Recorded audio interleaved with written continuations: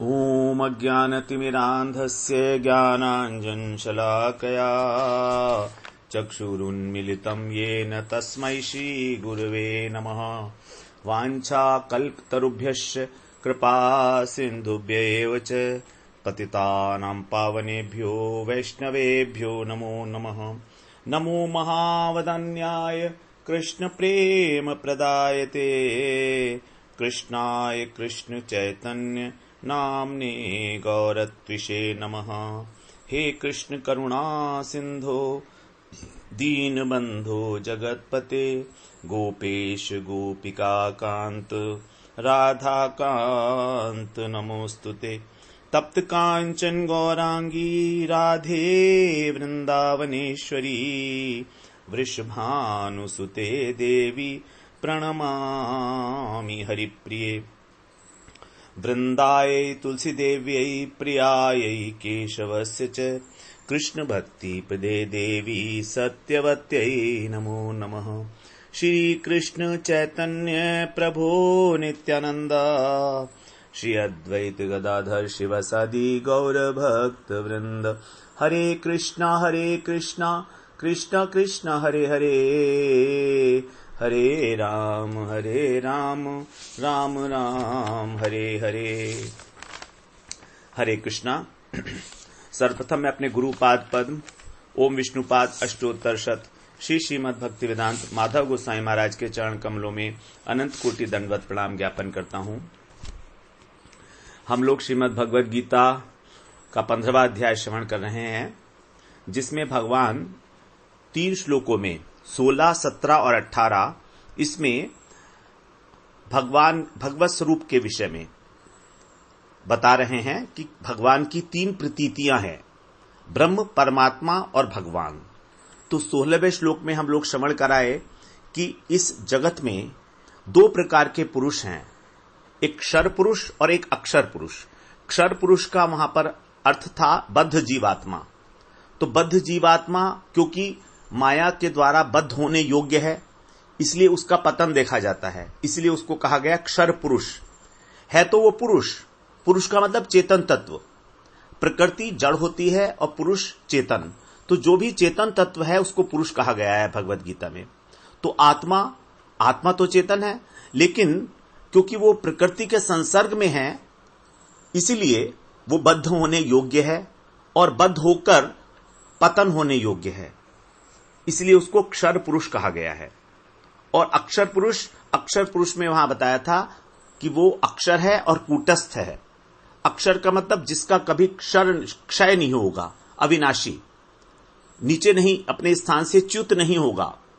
और दूसरी बात, वो कूटस्थ है, अपरिवर्तनशील, किसी प्रकार का कोई विकार, कोई परिवर्तन उसमें नहीं देखा जाता। तो ये दोनों पुरुष जो हैं वो इस लोक में द्वाविमौ पुरुषौ लोके, इस लोक के अंदर 2 प्रकार के पुरुष हैं, क्षर और अक्षर। तो यहां पर ब्रह्म को भी इस लोक में बताने का कारण यह था कि जो ज्ञानियों की ब्रह्म निष्ठा है, निर्विशेष ब्रह्म में जो निष्ठा देखी जाती है, उसको भगवान ने लौकिकी निष्ठा कहा था 3 अध्याय के 3 श्लोक में।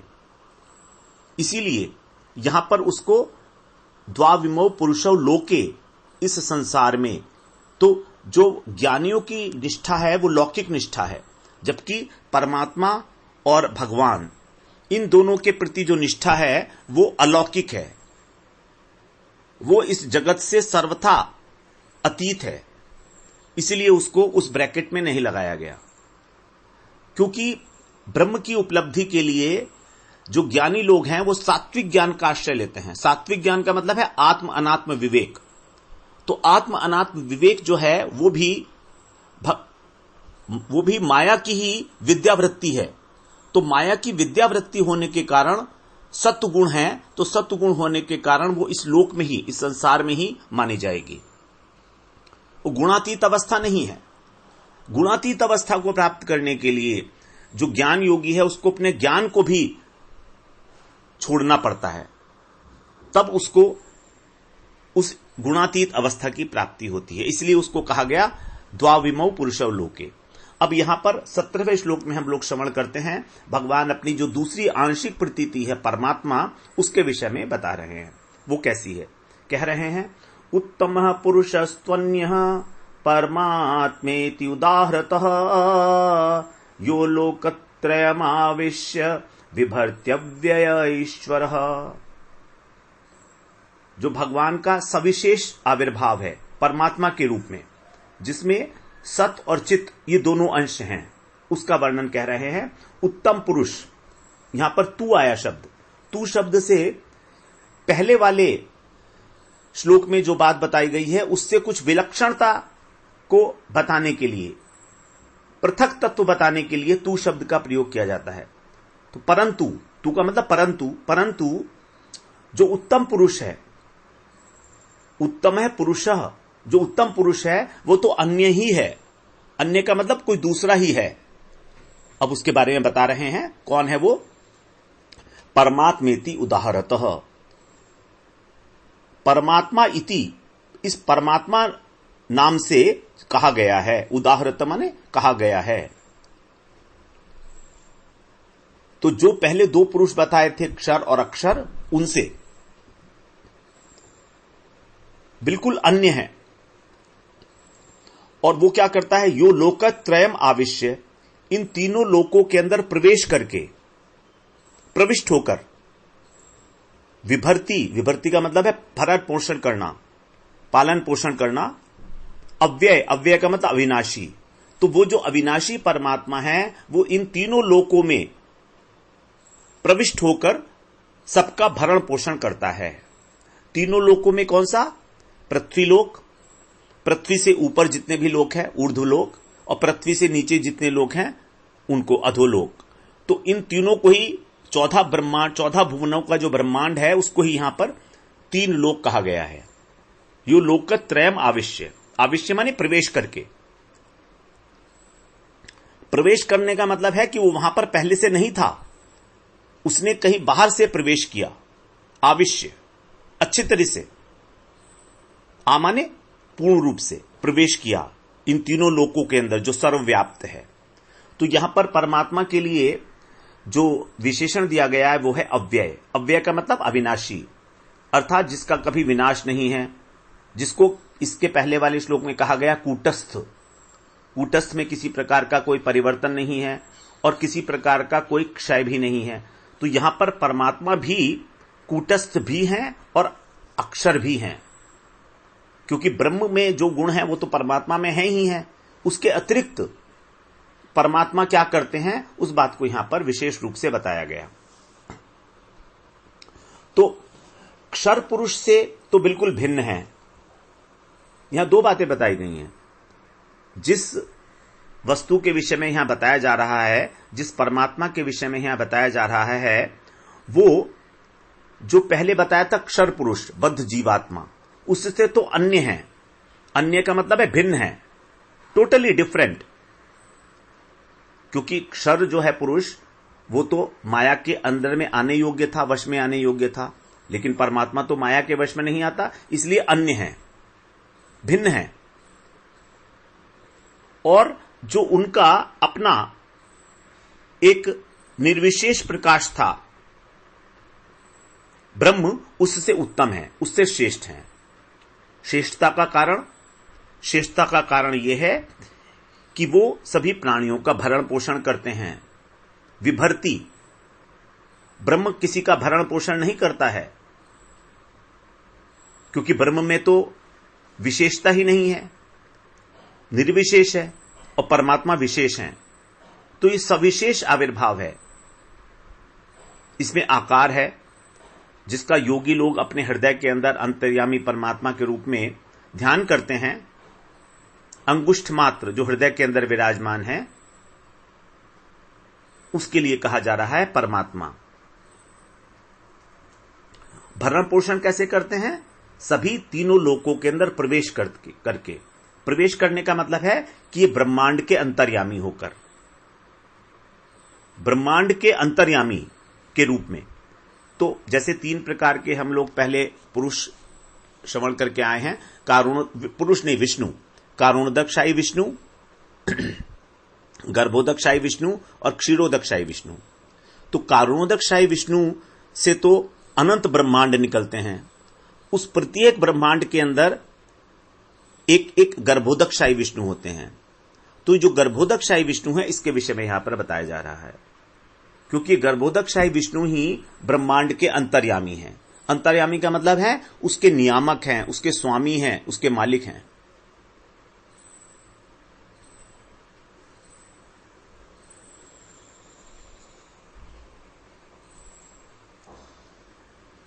तो जिनकी लौकिक निष्ठा है, ज्ञान रूपी लौकिक निष्ठा ज्ञानी लोगों की, उनको तो निर्विशेष ब्रह्म की प्राप्ति होती है, उनको तो कूटस्थ बताया गया।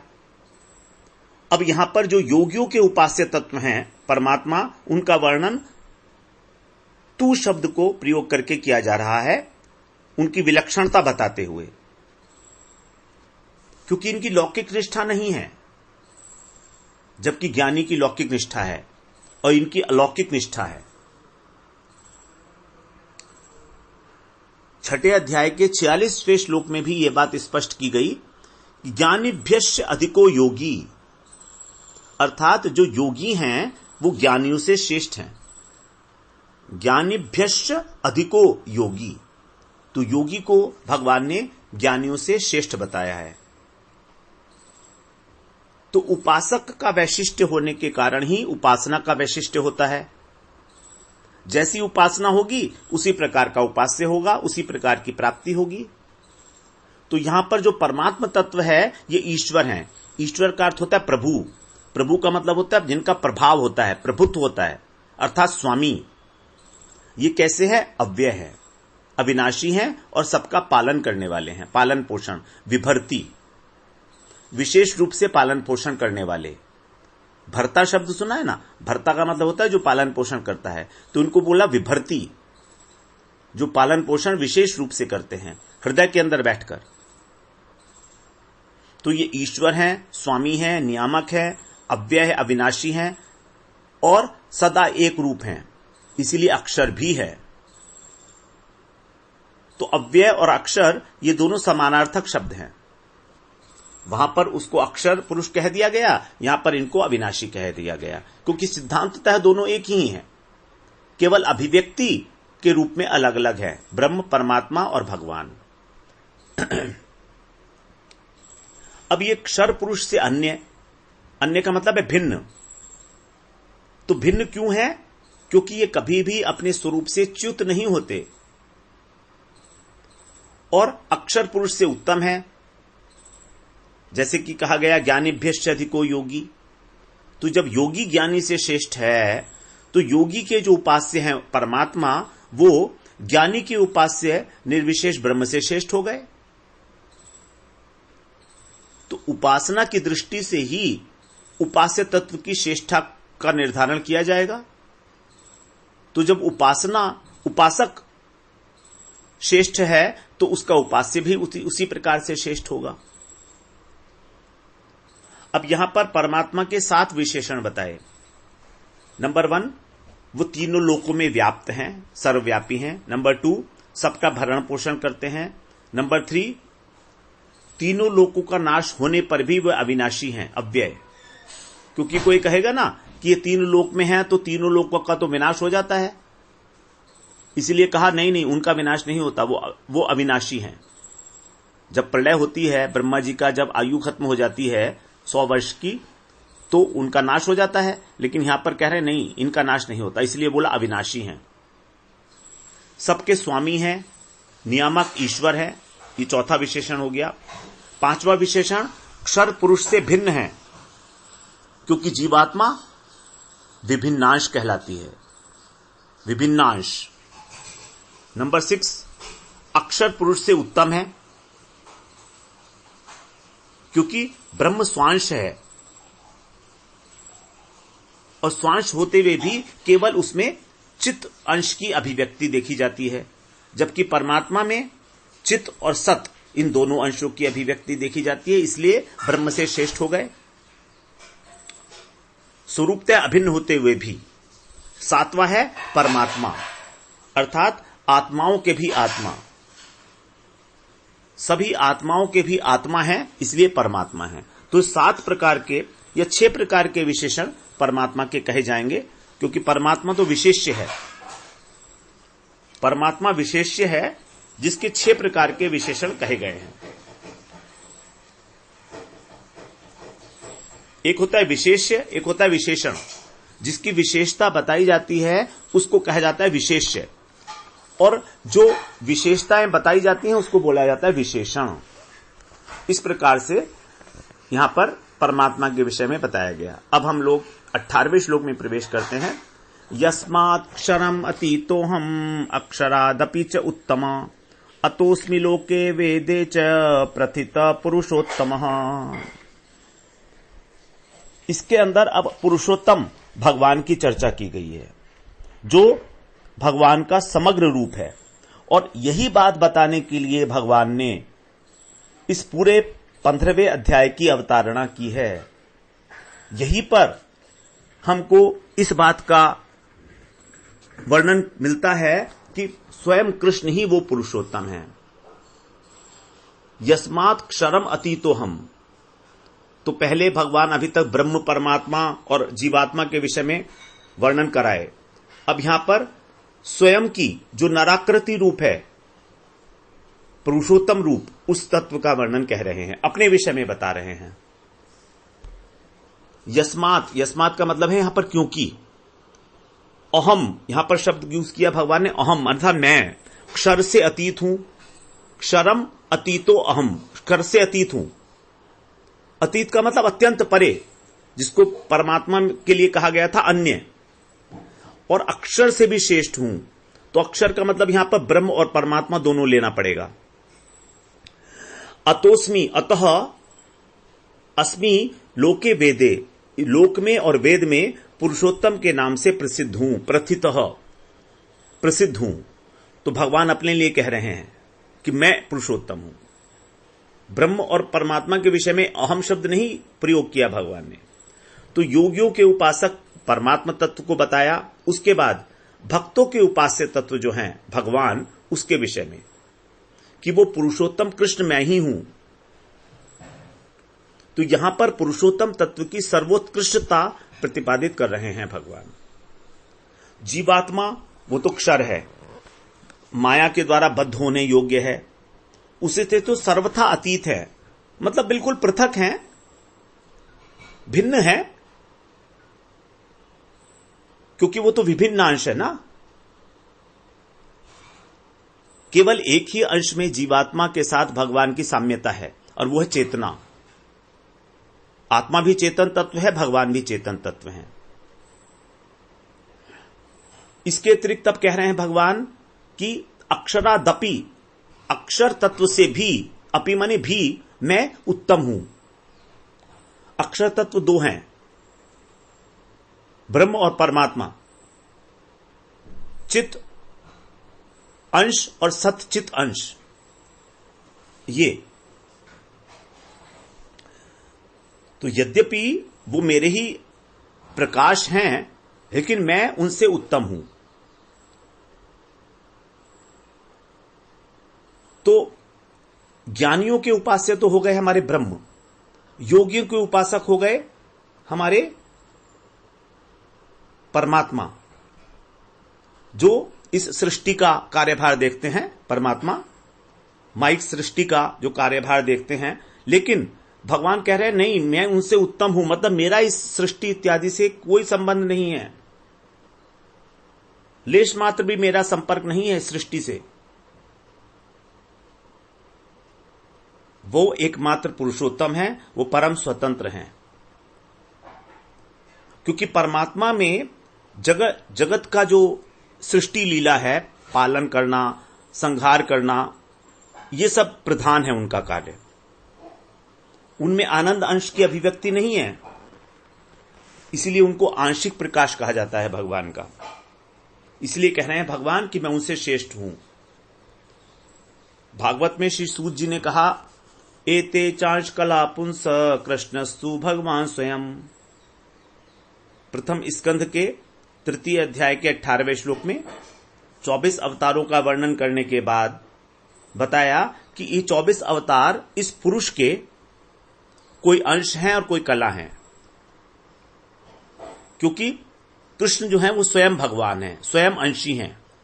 इसलिए कहा कृष्णस्तु भगवान स्वयं, परंतु, तू का मतलब परंतु कृष्ण तो स्वयं भगवान है। तो यद्यपि ब्रह्म परमात्मा और भगवान में, पुरुषोत्तम में कोई भेद नहीं है तत्वतः, लेकिन फिर भी अभिव्यक्ति के अनुसार पुरुषोत्तम तत्व जो है वही सर्वश्रेष्ठ तत्व सिद्ध होता है। भागवत में कहा गया है कि आपके अंदर दो स्वरूप नहीं है, एक ही स्वरूप है।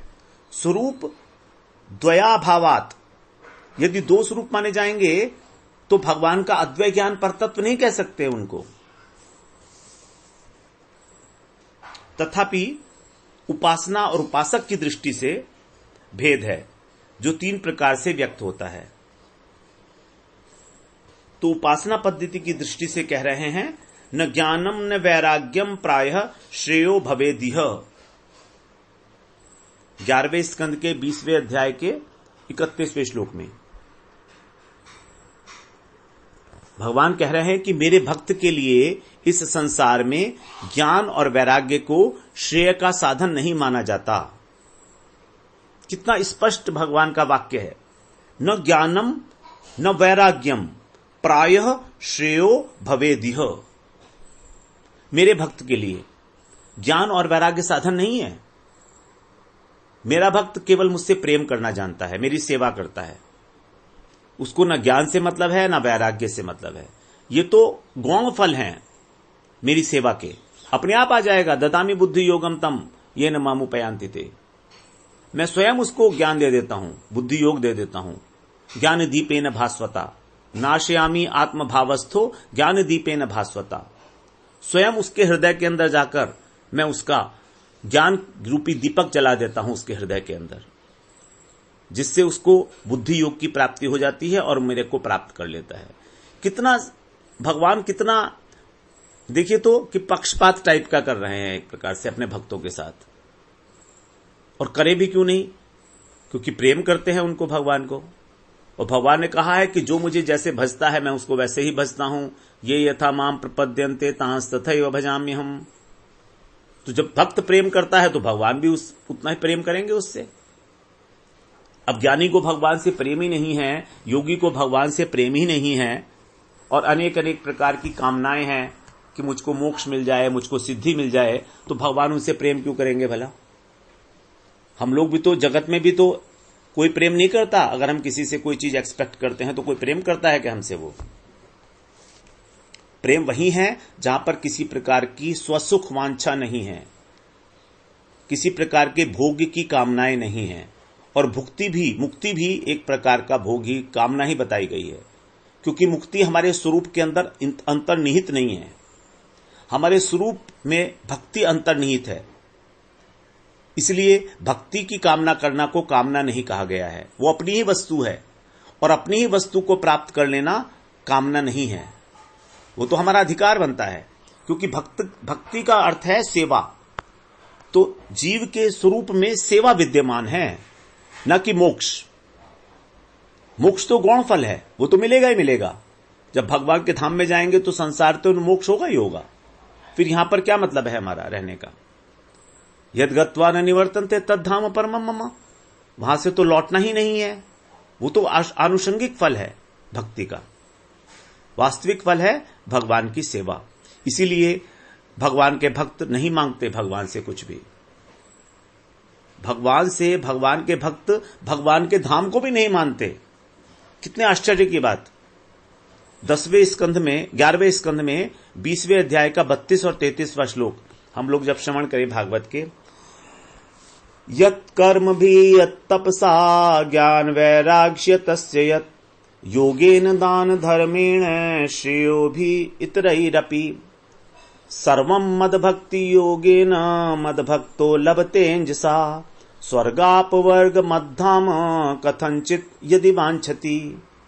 बड़ा महत्वपूर्ण श्लोक है, बहुत महत्वपूर्ण बात बता रहे हैं भगवान कह रहे हैं कि कर्म, तपस्या, ज्ञान, वैराग्य से जो कुछ भी प्राप्त होता है, मेरे भक्त भक्ति योग के द्वारा, भक्ति योगे न सहज ही अंजसा स्वर्ग, मोक्ष और मेरा वैकुंठ धाम अथवा जो भी चाहें कथनचित उसे प्राप्त कर सकते हैं।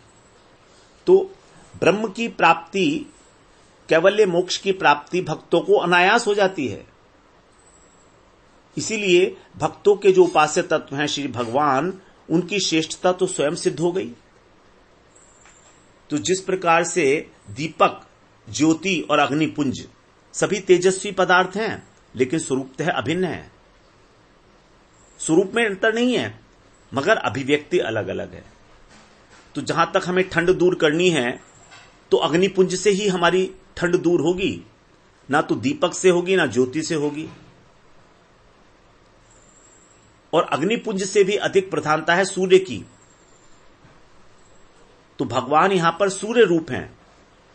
यही है कृष्ण का परम उत्कर्ष रूप। तो ब्रह्म की उपासना करने से मोक्ष मिलता है, और ऐसा मोक्ष तो जो भगवान के विद्वेषी असुर हैं, जब भगवान उनको मार देते हैं, अघासुर, बक्कासुर, जरासंध इत्यादि, इनको भी मिलता है। सिद्ध लोकस्तु तमसः पारे यत्र वसंती ही सिद्धा ब्रह्म सुखे मग्ना दैत्यश्च हरिणा हता। ब्रह्मांड पुराण में कहा है कि जहां पर ज्ञान योगी पहुंचते हैं सिद्ध लोक में, वहां तो भगवान के द्वारा मारे गए जो दैत्य हैं वो भी वहीं पर ही निवास करते हैं।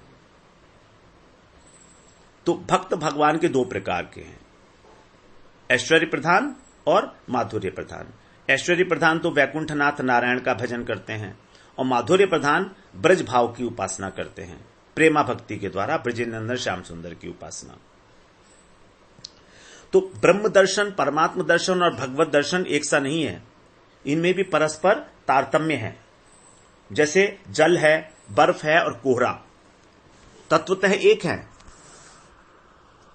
होने पर भी हम जल को बर्फ नहीं कह सकते, या जल को कोहरा नहीं कह सकते, अथवा कोहरे को जल या बर्फ नहीं कह सकते।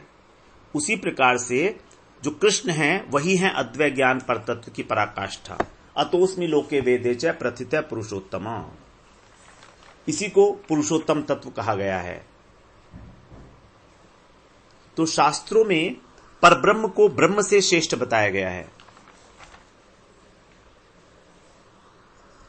इसीलिए आत्मा और ब्रह्म, जीवात्मा और ब्रह्म, इनसे श्रेष्ठ है परम ब्रह्म अर्थात परमात्मा। तो साधारणतः हम देखते हैं कि भगवान शब्द से पहले परम शब्द का विशेषण नहीं होता कहीं पर भी। कहीं पर भी हमने नहीं लिखा देखा कि परम भगवान, क्योंकि भगवान अपने आप में ही संपूर्ण है, वहां पर परम शब्द की आवश्यकता नहीं है। जबकि ब्रह्म के पहले परम लगाया गया, परम ब्रह्म। तो परम ब्रह्म इसलिए लगाया गया कि ब्रह्म शब्द जो है वो अपने आप में पूरा नहीं है, लेकिन भगवान के लिए परम भगवान कहीं पर भी नहीं आया है, क्योंकि ब्रह्म क्यों है, भगवान की अंग कांति है, वो अपूर्ण है, वो अपूर्ण है, इसीलिए उसमें परम ब्रह्म लगाया जाता है।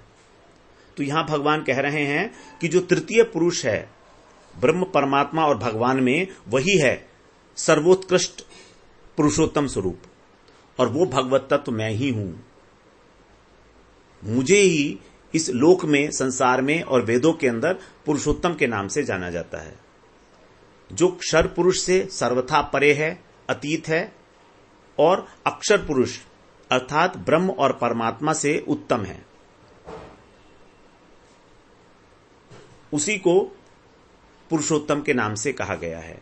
प्रथितः का अर्थ है प्रथाम इतः प्रथोगतः, जो प्रथा है अर्थात जो संज्ञा बन गई है, जो नाम दे दिया गया है, वो नाम क्या दिया गया है, पुरुषोत्तम। तो भगवान ही पुरुषोत्तम तत्व हैं। इसी बात को प्रतिपादित करने के लिए 15वां अध्याय बताया गया। ये कितनी इंपॉर्टेंट बात है, ये बात को समझ लेना कि हमारे जो कृष्ण हैं, हमारे जो उपास्य हैं, वही सर्वश्रेष्ठ तत्व हैं, सर्वोत्कृष्ट तत्व हैं, जो पुरुषोत्तम के नाम से जाने जाते हैं। इसी बात को जानने का क्या फल है, इसको आगे 19वें श्लोक में बताएंगे। तो हम लोग 19वें श्लोक में कल प्रवेश करेंगे, जहां से हमारा पंचम प्रकरण 2 श्लोकों का एक उपसंहार प्रकरण हमारा, उसमें 2 श्लोक आएंगे 19 और 20, उसको हम लोग श्रवण करेंगे कल से। वांछा कल्पतरुभ्यश्च कृपा सिंधुभ्येव च पतितानां पावनेभ्यो वैष्णवेभ्यो नमो नमः।